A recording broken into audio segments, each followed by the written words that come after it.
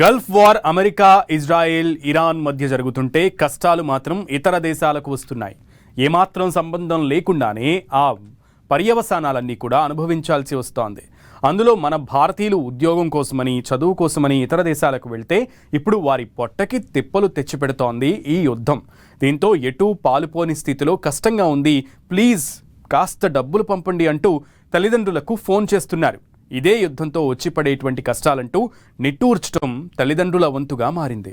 కూటి కోసం గల్ఫ్ చేరిన వలస జీవికి ఎంత కష్టం, ఎంత నష్టం.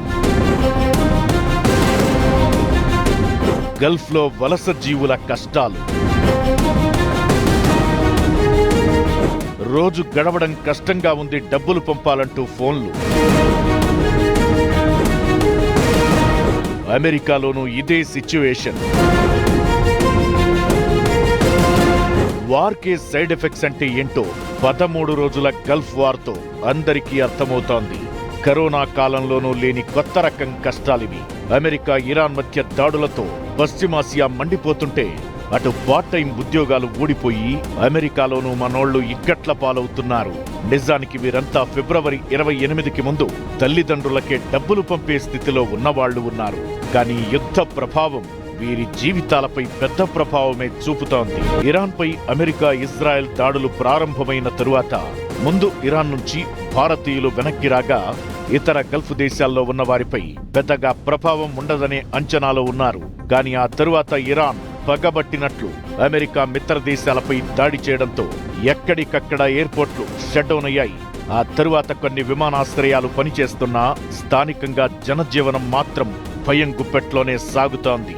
దీంతో గల్ఫ్ దేశాల్లో చదువులకు వెళ్లిన వారి క్లాసులు ఆన్లైన్లకే పరిమితం కాగా పార్ట్ టైం ఉద్యోగాలు మాయమయ్యాయి.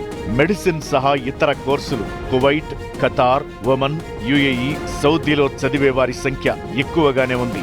వీరంతా కూడా ఇప్పుడు యుద్ధం ఎప్పుడు ఆగుతుందిరా బాబు అని ఆక్రోశిస్తున్నారు.